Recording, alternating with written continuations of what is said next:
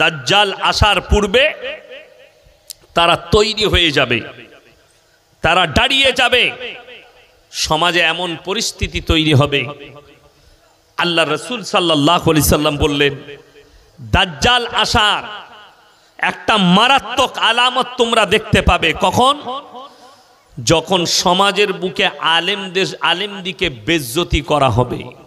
দাজ্জাল আসার পূর্বে তার অনেকগুলো আলামত এখন প্রকাশ পেয়ে গেছে। তার সৈন্য তৈরি হয়ে যাবে, কেউ কি দাওয়াত দিতে আসবে না। এবং আল্লাহ রসুলের যেটা মূল হাদিস, যে দাজ্জালের যখন আত্মপ্রকাশ হয়ে যাবে, যারা ওই যুগে মুমিন ব্যক্তি থাকবে তারা লুকিয়ে পড়বে। তারা কি করবে? লুকিয়ে পড়বে। নামাজ ঘরের ভেতরে পড়বে, নামাজ ঘরের ভেতরে। কি বুঝলেন? এখন যেমন এমন একটা পরিস্থিতি, আমি সেদিনে দেখলাম একটা ট্রেনে আমাদের জামাতি ভাইরা যাচ্ছিল, ওই কোন রাজ্যের জানি না, কিন্তু ট্রেনে সফর করছে। ট্রেনের ওই ফাঁকা জায়গায় এসি রুমে মধ্যখানে কাপড় বিছিয়ে নামাজ পড়ছে। আমি বলছি একদম চরম অপরাধ, নামাজ পড়া যাবে না।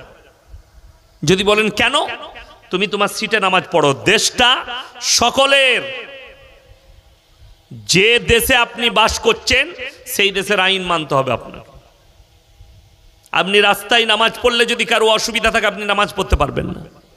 আমি অনেকজনকে দেখি রেল স্টেশনে গিয়ে নামাজ পড়ছে, সামনে একটা ব্যাগ নামিয়ে দিয়ে, নাইলে দুজনকে দাঁড় করাইছে এইদিকে যেন কেউ পেরিয়ে না যায়। ওই জায়গায় নামাজ পড়াটাই অপরাধ, নামাজ পড়া যাবে না। আপনাকে এমন জায়গায় নামাজ পড়তে হবে যেখানে কারুর যেন কোনো রকম ব্যাঘাত না ঘটে। আল্লাহ রসুল সাল্লাল্লাহু আলাইহি সাল্লামের হাদিস, একজন অভিযোগ করলেন হযরতে আবু বকর সিদ্দিক রাদিয়াল্লাহু তাআলা আনহুর জন্য, ইয়া রাসূলুল্লাহ, আপনার আবু বকর রাতের বেলায় এত জোরে কোরআন পড়ে আমার কষ্ট হয়। একজন কাফির। নবীজি নিষেধ করলে, আবু বকর তুমি আস্তে কোরআন পড়বে, কারুর যেন ঘুমের ব্যাঘাত না করে। জোরে বলুন সুবহানাল্লাহ। আপনি নামাজ আদায় করবেন, কোন ধর্মের মানুষ যেন আপনার কাছ থেকে কষ্ট না পায়। সর্বপ্রথম দেখতে হবে জায়গা কা পাক হোনা, বদন কা পাক হোনা, জায়গাটা পাক হতে হবে। সফরে নামাজ ছোট, আপনি ট্রেন দাঁড়িয়েছে, আপনার সিট আছে বুকিং করা, সিটের ওপরে বসে পড়লেন। আপনি প্লেনে যাচ্ছেন, প্লেনে বসে পড়ে নিতে পারবেন, সিটের ওপরে বসে ইশারায় পড়লেন। ইশারায় নামাজ হবে না? হবে না। জায়গা নাই, পরিস্থিতি, ইশারায় পড়বেন। কিন্তু এটা নয় যে আপনি কেউকে কষ্ট দিয়ে এয়ার হোস্টেসকে বলবেন তোমরা দাঁড়িয়ে যাও, নিজের জায়গায় বসো, আমি নামাজ পড়বো। এটা ইসলাম স্বীকৃতি দেয়নি, এটা ইসলাম নয়। আপনি যেখানে সেখানে নামাজ পড়তে পাবেন না। এটা দেশটা হিন্দুস্তান, সব ধর্মের লোকের অধিকার আছে। ওই জন্য কেউ কি কষ্ট দিয়ে ইবাদত হয় না, মাথায় রাখবেন। আপনি হয় মসজিদ খুঁজুন, আল্লাহর ঘর, যেখানে গিয়ে ইবাদত করলে নেকি বেশি। তা না হলে আপনার বাড়িতে পড়ুন। সফরে যদি থাকেন, সুযোগ থাকলে যেন ওই নামাজের দ্বারা কেউ কষ্ট না পায়, কোনো জাতি কষ্ট না পায় আপনার ইবাদতের দ্বারা। আপনাকে এমনভাবে ইবাদত, যদি সময় না পান আপনি কাজা পড়ে নেবেন, কিন্তু কেউ কি কষ্ট দিয়ে নামাজ পড়া যাবে না। আজকে আমরা বিভিন্ন জায়গায় দেখতে পাই। তো আমি দেখলাম ট্রেনের যিনি টিটি আছেন, সে বলছে ভাই अपना अपना सीट में नमाज पढ़ो, क्यों दूसरे को तकलीफ देते हो, उठाओ নামাজ মত পড়ো। আপনি এখন প্রশ্ন করবেন, অন্য ধর্মের মানুষরাও তো রাস্তায় এটা করছে ওটা করছে, তো তুমি তার সঙ্গে কম্প্রোমাইজ করছো কেন? কথাটা বুঝতে পেরেছেন না পারেননি? তোমার আর তার মধ্যে তুমি আর সে কি সমান? কথা বলেন। যে জানে এবং যে জানে না দুনিয়া কি সমান? সমান নয়। আপনি কালমাওয়ালা, আপনার হুকুম হচ্ছে রাসূল আকরাম সাল্লাল্লাহু আলাইহি সাল্লামের আদর্শ এবং আল্লাহর হুকুম, এই দুটো আপনাকে ফলো করতে হবে। বাকি কে কি করছে দেখার দরকার নেই, এই দুটো আপনি ফলো করবেন। আর রাসূলের আদর্শের মধ্যে আছে, আল্লাহ নবী সাল্লাল্লাহু আলাইহি সাল্লাম বলেছেন হাদিস, তোমরা মুমিন ততক্ষণ হতে পারবে না যতক্ষণ পর্যন্ত তোমার কাছ থেকে তোমার প্রতিবেশী সুরক্ষিত নয়। পাশের বাড়ির লোককে সুরক্ষা দিতে হবে। তোমার বাড়ির পাশে হিন্দু বাস করুক, শিখ বাস করুক, দলিত বাস করুক, আদিবাসী বাস করুক, যে জাতিরই মানুষ বাস করুক, সে যেন আপনার কাছ থেকে কষ্ট না পায়, তকলিফ না পায়। এটা ইসলাম। আপনি একটু কষ্ট ভোগ করলেন, আল্লাহর কসম করে বলছি, যারা ভাবছেন, যারা এই দুনিয়ায় মক্ত হয়ে আছেন, দুনিয়া সম্পর্কে গাফিল, তারা দিন সম্পর্কে। আচ্ছা বলুন তো, পৃথিবীর যেদিকে নেতা মন্ত্রী বাদশাহ দেখছেন, আমি আপনি যারাই আছি, আমরা চিরকাল থাকবো না মারা যাব? কথা বলেন, মারা যাব। তাহলে আপনার মূল্যটা কতক্ষণ? যতক্ষণ বেঁচে আছেন ততক্ষণ। এই আমাকে দেখছেন, আমি কথা বলছি, আমার মূল্য আছে। আমি মরে গেলে আপনি আর ইয়াসিন বলবেন না, বলবেন লাশটা ধরে গাড়িতে চাপিয়ে দে। লাশ, আপনার পরিবার বলবে লাশ। আমার বাড়িতে যখন আমার ডেড বডি পৌঁছাবে, আমার সন্তান, আমার পরিবার বলবে লাশটা ধরে শোয়াও, লাশটা গোসল দিয়ে দাও, লাশটা খাটে চাপাও, তোমার নাম হবে লাশ। আপনি মায়ের গর্ভে থেকে যখন জন্মগ্রহণ করেছেন, আপনি ন্যাংটো ছিলেন না কাপড় পরে এসেছিলেন? পৃথিবীতে কেউ কাপড় পরে এসছে? কথা বলে, কে পরিয়েছে? কথা বলে না। কে পরিয়েছে? আপনার নানি, আপনার দাদি, আপনার ফুপু, আপনার মামা, আপনার মামি আপনার কাপড়টা লেপটিয়েছে। আল্লাহর কসম, যেদিন আপনি মৃত্যুবরণ করবেন, সেই দিনেও আপনার কাপড়টা পরার আর ক্ষমতা থাকবে না। ওই কাপড়টা, কাফন নামক কাপড়টা লেপটিয়ে আপনাকে ভরে দিয়ে আসবে। সাথে কোনো সম্পদ দুনিয়ার যাবে না, আপনার জায়গা জমি সম্পদ সব পড়ে থাকবে। আপনার সাথে একটা জিনিস যাবে, সেটা হচ্ছে নেক আমলটা, ভালো আমলটাই যাবে। আর কোরআনে তো স্পষ্ট বলা হয়েছে, ইন্না শাইতানা লিল ইনসানি আদুউম মুবিন, শয়তান হচ্ছে তোমাদের প্রকাশ্য দুশমন। এটা কোরআনে বলা হয়েছে। তো আপনি যদি মুমিন হন, তাহলে আপনার পেছনে 24 ঘন্টা নিগরানিতে আছে কে? শয়তান। নামাজ পড়লে নিগরানি দিবে, ভালো কাজ করলে নিগরানি দিবে।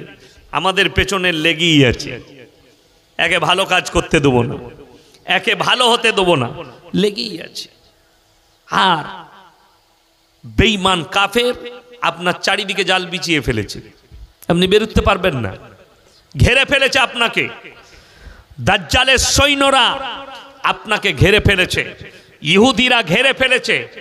আজকে মোবাইল খুলে দেখুন, লেখা আছে ইহুদিদের পণ্যগুলো বয়কট করুন, লেখা আছে না? না, কোনটা বয়কট করুন?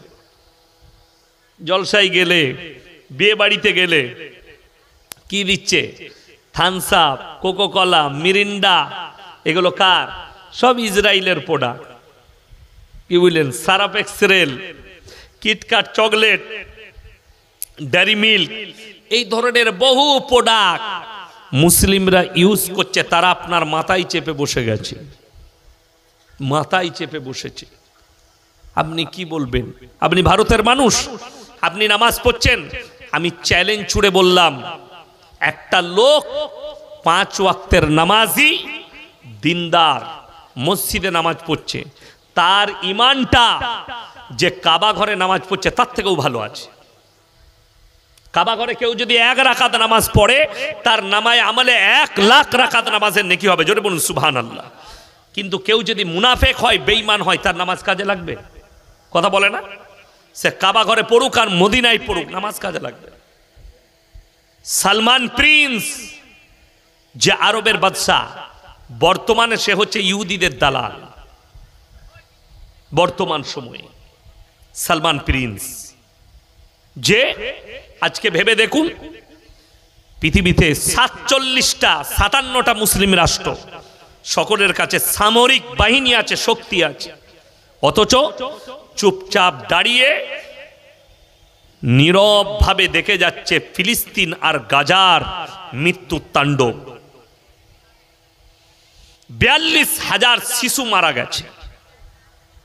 ভাবতে পারে গোলা বারুদে, এবং 15,000 শিশু এখনো অনাহারে আছে, যাদের কাছে খাবার ঠিক মতো পৌঁছাচ্ছে না।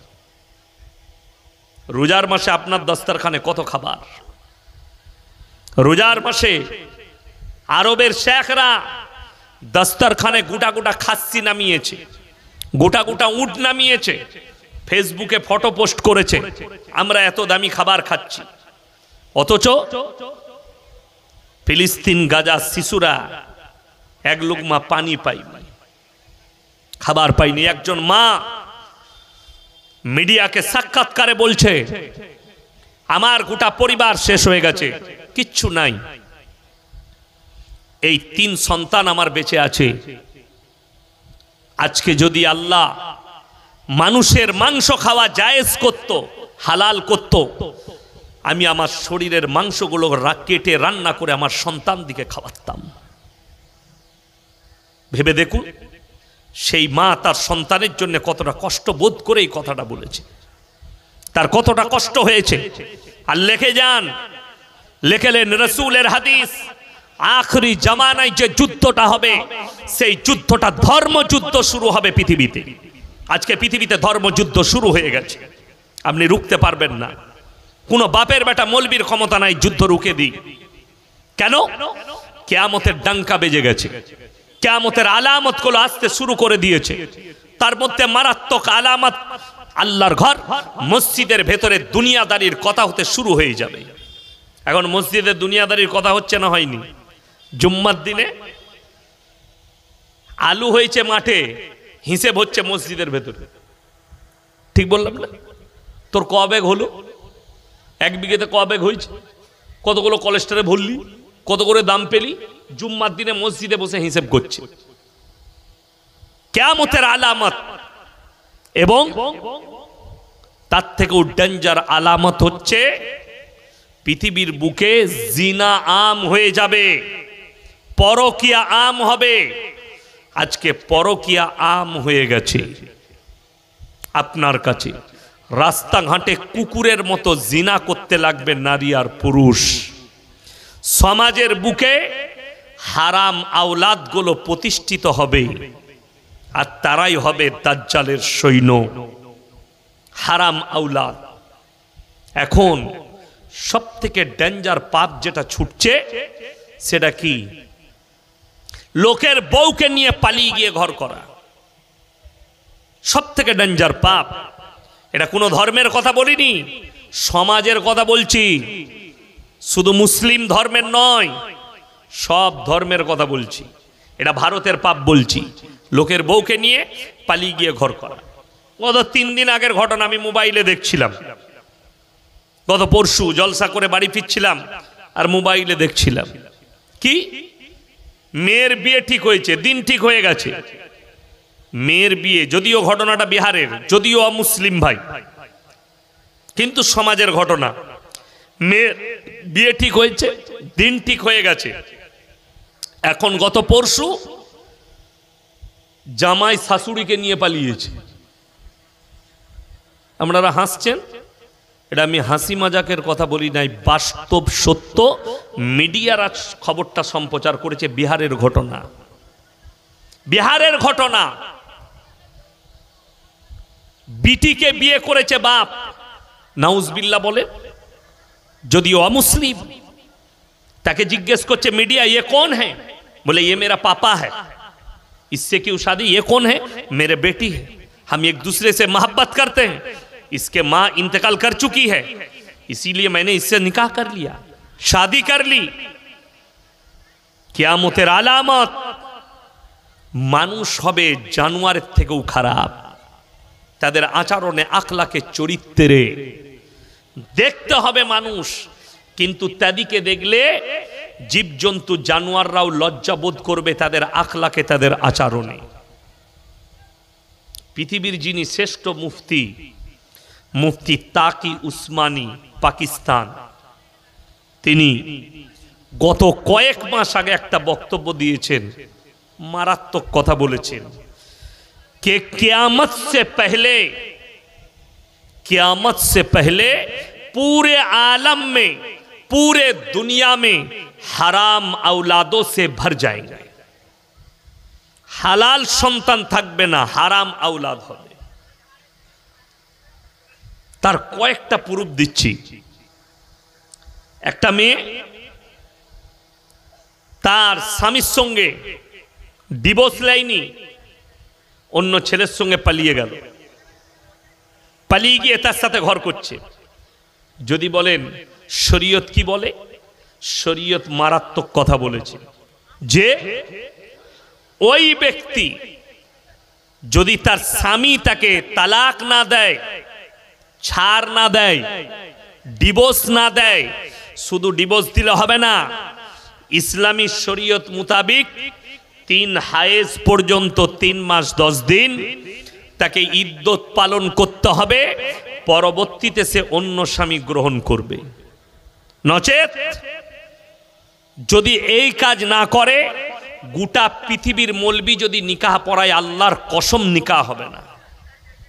হারাম বাচ্চা পয়দা হলে হারাম আওলাদ জন্ম নিবে। আর কোরআনে আছে দুটো জিনিস মারাত্মক আছে। কটা বললাম? দুটো। কিসের পরে? শিরকের পাপের পরে, ডেঞ্জার পাপ যেটাতে অনেক মুসলিম জড়িত। ওয়ালা তাকতুলু আওলাদাকুম খাশিয়াতা ইমলাক। এইদিকে ধ্যান দেন, এইদিকে ওইদিকে বসার ঝামেলা চলছে, এইদিকে ধ্যান দেন। ওয়ালা তাকতুলু আওলাদাকুম খাশিয়াতা ইমলাক নাহনু নারযুকুহুম ওয়া ইয়াকুম। দরিদ্রতার ভয়ে এবং তোমরা তোমাদের বাচ্চাকে কতল করো না এই ভেবে যে আমার যে বাচ্চা আসছে এ যদি আমার হিস্সা খেয়ে নেয়, আমি একে মানুষ করব কি করে, অর্থাৎ কতল করে দাও। দেখবেন আপনি যে কোনো ডাক্তারের কাছে যান, হিন্দু, মুসলিম, জৈন, শিখ, ইসাই, যার কাছে যাবেন, যে কোনো ডাক্তারের কাছে, আপনি যদি বলেন আমার পেটের বাচ্চা নষ্ট করব, ডাক্তারে নিষেধ করে। কোনো ডাক্তার বলবে না যে তোমার বাচ্চাটা নষ্ট করে দাও। এরপর কেউ জোর জবরদস্তি করে, তখন লুকিয়ে চাপিয়ে করে। সরকারের নিয়ম নেই যে আপনি একটা বাচ্চাকে হত্যা করবেন। প্রত্যেকটা ল্যাবরেটরিতে ডাক্তারের চেম্বারে রাখা আছে, এখানে বাচ্চা নষ্ট করা হয় না, লেখা থাকে। অথচ একটা মুসলমান কতল করছে। শিরকের পরে আল্লাহর কাছে সব থেকে ডেঞ্জার পাপ হচ্ছে শিরকের পাপ। কিসের পাপ বললাম? শিরকের পাপ। শিরক কি? আল্লাহর যে ক্ষমতা, আল্লাহর যে শক্তি, আল্লাহ যে সৃষ্টিকর্তা, সেই শক্তি আর কারুর আছে এবং আল্লাহ বলে আর কেউ কি বিশ্বাস করা, এইটা হচ্ছে শিরকের পাপ। এই পাপের পরে আল্লাহর কাছে সব থেকে ডেঞ্জার পাপ হচ্ছে নিজের স্ত্রীর পেটের সন্তানকে হত্যা করা। এই গুনাহ আল্লাহ ক্ষমা করবেন না, এই গুনাহ আল্লাহ ক্ষমা করবেন না। আমাদের উস্তাদে মোহতারাম দারুল উলুম দেওবন্দের উস্তাদ হযরত মৌলানা মুফতি ইউসুফ সাহেব তাউলি, আমি ওনাকে জিজ্ঞেস করলাম, हजरत अगर कोई अपने कोख के बच्चे को खत्म कर दे, मर्डर कर दे, इसके लिए क्या सजा है और इसके लिए माफी के रास्ता क्या है? तखन उन्हीं बोलें, भाई कुरान के अंदर देख लो कि शिर्क के बाद अगर कोई सबसे बड़ी पाप है, गुनाह है, तो अपने बच्चे को कत्ल करना। सकले बोलुन रुजिर मालिक के, आरो जोरे बोलुन के? रुजिर मालिक यदि आल्लाह है, अपनी हत्या करार के? अपनी भेबे देखुन तो, आपनार मा बाप यदि এই চিন্তাধারা নিত, আপনি কি দুনিয়ায় আসতে পারতেন? আপনি কি দুনিয়ার মুখ দেখতেন? তাহলে আপনি ভেবে দেখুন, আমার মা আমার বাবা যখন আমাকে পেটেতে হত্যা করেনি, তাহলে আমি কেমন করে আমার পেটের বাচ্চাকে হত্যা করব? কদর করুন, খুব ডেঞ্জার। তার আগে আছে ওয়ালা তাকরাবুজ জিনা ইন্নাহু কানা ফাহিশা ওয়া সা সাবিলা। ব্যভিচার করা তো দূরের কথা, যে রাস্তায় ব্যভিচার হয় সে রাস্তার ধারে পাশে তোমরা যাতায়াত করবে না। আমরা পরকিয়াটা ব্যভিচারটা খুব সহজ মনে করি, তাই না? এই দেশটা ভারতবর্ষ, সেকুলার দেশ, সব ধর্মের মানুষ আমরা একসাথে বাস করি। সরকারের আইন আছে, ধর্ষণকারী সাজা আছে, কোর্টে মামলা চলে, সরকার সাজা ঘোষণা করে, করে না করেন? কিন্তু যদি কোনো ইসলামী রাষ্ট্র হয়, একজন বিবাহিত পুরুষ আর বিবাহিত মহিলা তারা যদি পরকীয়ায় লিপ্ত হয়, তাদের জন্য ইসলামী শরীয়তে হুকুম হচ্ছে একবারে কতল লয়। ধরলেন তলোয়ারে করে দিলেন, দাপ করে মুন্ডুটা পেরিয়ে গেল, যাই না যাই না, অনেক সময় হয়। এইভাবে নয়, তাদেরকে এইভাবে হত্যা করো, দাঁড় করিয়ে পাথর মেরে মেরে কষ্ট দিয়ে হত্যা করো। এইটা হচ্ছে ইসলামের শাস্তি। পাথর মেরে মেরে তাদেরকে হত্যা করো, মধ্যখানে দাঁড়িয়ে করিয়ে। তা না হলে আর একটা আছে, খেপা কুকুর লাগিয়ে দাও, যেন তাদেরকে ছিঁড়ে খেয়ে ফেলে। কথাটা বুঝতে পেরেছেন না পারেননি? একজন বিবাহিত মহিলা, মায়েরা শুনবেন, আপনারা শুনুন, যে পুরুষরা জিনায় লিপ্ত হচ্ছেন, পরকীয়ায় লিপ্ত হচ্ছেন, যদি ইসলামী রাষ্ট্র হয়, ইসলামী শাসন হয়, কোরআনের আইন হয়, যদিও আমরা ভারতে বাস করছি, সরকারের আইনকে মানা বাধ্যতামূলক। আমার ভাই, তাহলে তাকে ডাইরেক্ট তলোয়ারে করে কতল নয়, তাকে রাস্তার মধ্যখানে দাঁড় করিয়ে পাথর মেরে মেরে হত্যা করে দাও। কেউ যদি ধর্ষণ করে, ধর্ষণ, কোনো মহিলাকে, কোনো মেয়েকে, বালিগ হোক না বালিগ হোক, যদি ধর্ষণ করে আর যদি প্রমাণ হয়ে যায় এই ব্যক্তি ধর্ষণ করেছে, তাহলে তাকে মধ্যখানে জনসমক্ষে নিয়ে এসে তাকে ওইভাবে পাথর মেরে মেরে হত্যা করে দাও, যদি ধরা পড়ে যায়। কোনো যদি অবিবাহিত ছেলে মেয়ে তারা যদি পরকীয়া করে আর যদি ধরা পড়ে যায়, তাদেরকে 100টা চাবুকের বাড়ি মারতে হবে এক একজনকে, 100টা। আমার বন্ধুগণ, আমার ভাই, আপনি খুব হালকা ভাবে নিয়েছেন, আরে পরকীয়া ওটা আমার প্রেম হয়ে গেছে। আর এখনকার বেশিরভাগ যুবকরা তারা কিন্তু বৌদিকে বেশি ভালোবাসে প্রেম করতে। অনেকজন হাসছে, বাস্তব বলছি। কেন? এরা বলছে লাইসেন্স ফ্রি, বাচ্চা হলেও দোষ নাই। দোষ আছে, সবাই জানবে স্বামীর বাচ্চা, ও তো বিবাহিত মহিলা। ওই জন্যে অনেক লোক আছে দাড়ি চুল পেকে গেছে, কিন্তু মালগুলোকে সব কালো করে রেখেছে, আমাকে যেন লোকে যুবক মনে করে। আমার ভাই, হাদিসে আছে যে পুরুষরা নিজের মাথার চুল আর দাড়িকে পয়রার বুকের মতো কালো করবে, নিজেকে যৌবন দেখাবার কারণে, যৌবন দেখাবার জন্য, তাদের জন্য জান্নাতের খুশবু হারাম। ব্রাউন করুন, লাল করুন, সব কালার চলবে, কিন্তু কালো কালার চলবে না, হারাম পুরুষদের জন্য। খুব ভালো করে বুঝবেন, পয়রার বুকের মতো কালো করলেন। মহিলারা শুনেলেন, বয়স হয়ে গেছে, এবং যে মহিলারা জিনা, আপনি কি মনে করছেন শুধু শারীরিক জিনা নয়? কেন নিষেধ করা হলো? যে মহিলারা জিনা করার জন্যে যুবক দিকে উত্তপ্ত করে, কিসের দ্বারা? নিজের শরীরের দ্বারা, নিজের রূপের দ্বারা। যেমন খুব ভালো করে বুঝবেন, দেওর এবং ভাবি, এদের বিয়ে জায়েজ আছে না নাই? ভাই মরে গেলে কথা বলে না, জায়েজ আছে। চাচতো ভাইয়ের সঙ্গে, চাচতো বোনের সঙ্গে বিয়ে জায়েজ আছে না নাই? জায়েজ আছে। এই যাদের সঙ্গে বিয়ে জায়েজ আছে এদের সঙ্গে গোপনে আপনি মিলামিশা করতে পাবেন না, একা থাকতে পাবেন না। কেন? জিনা হবার ভয় আছে, শয়তান ওয়াসওয়াসা দিবে। ওই জন্যে পর্দাকে নারীদের জন্য কি করা হয়েছে? ফরজ। পর্দা ফরজ মানে কি? তুমি তোমার চাচতো ভাইয়ের সাথে পার্কে প্রেম করবে বোরকা পরে, মানে ওটা পর্দা? কে বলল তোমাকে?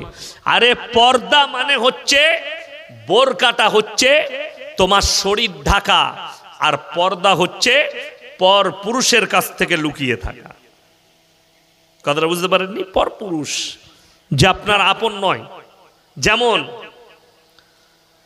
যদি স্ত্রী মারা যায়, শালি যদি থাকে, শালিকে বিয়ে করা যাবে না? যাবে না? যাবে। যদি মারা যায়, বেঁচে থাকতে নয়।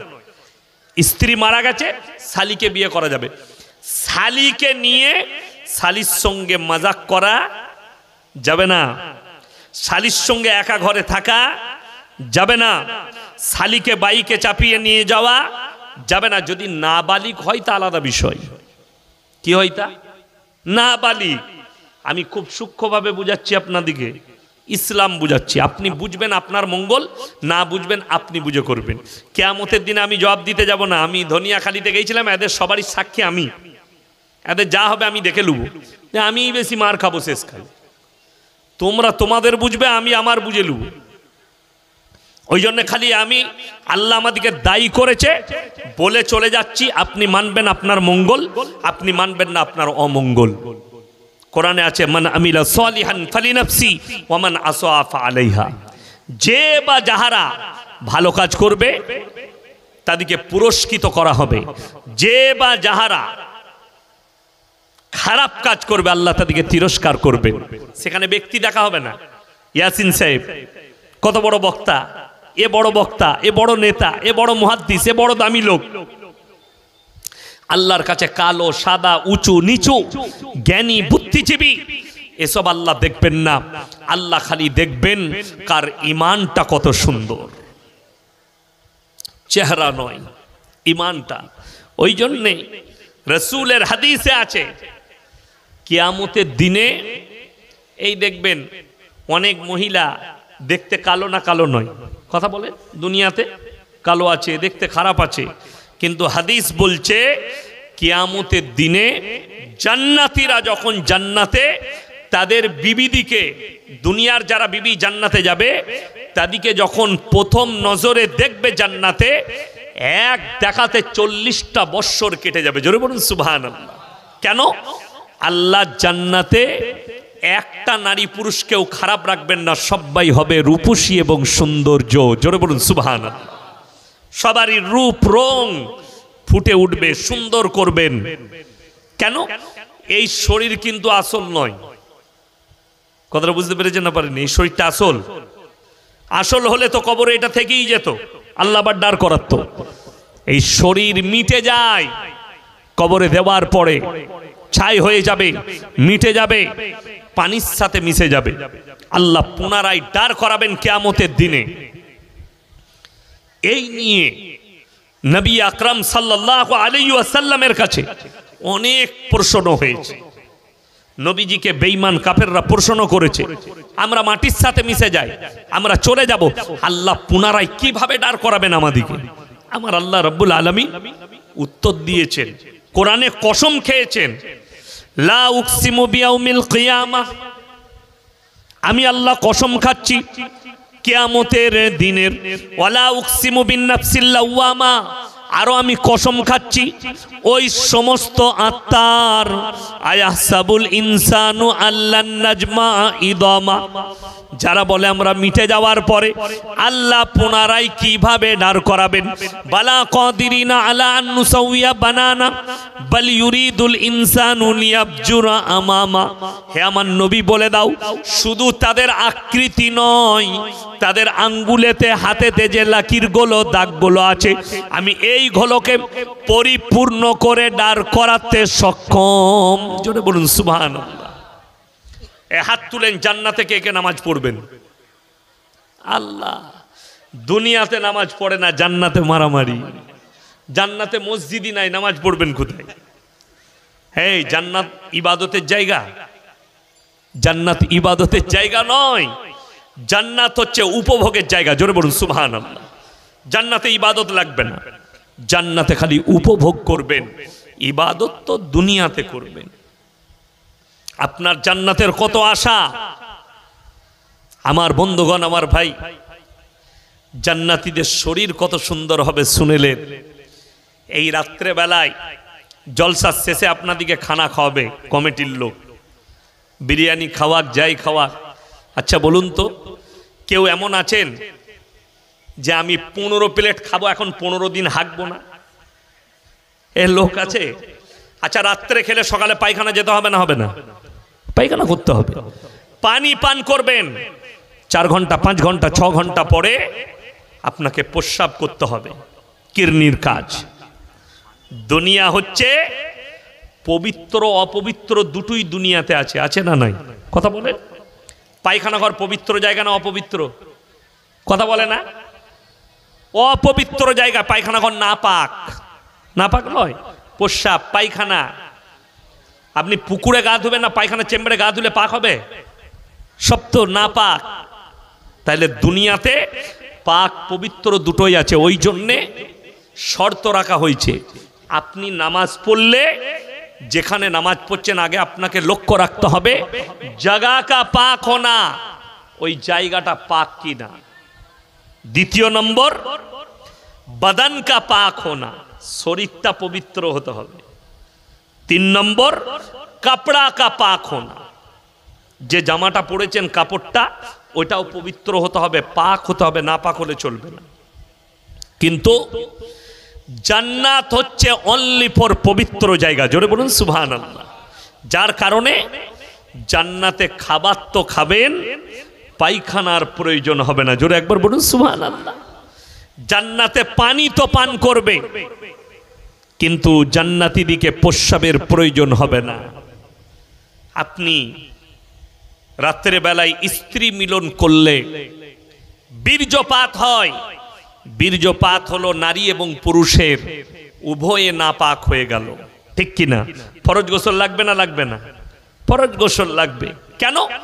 নারী পুরুষ উভয়ের বীর্যপাত হয়েছে মিলামিশার কারণে। আর জান্নাতে আপনি যখন বিবির সঙ্গে মিলামিশা করবেন তখন বীর্যপাত হবে না, অর্থাৎ অপবিত্র হবার জায়গা নাই। জোরে বলুন সুবহানাল্লাহ। জান্নাত হচ্ছে পবিত্র জায়গা, উপভোগের জায়গা। এখন যদি আমাকে জলসাই দাও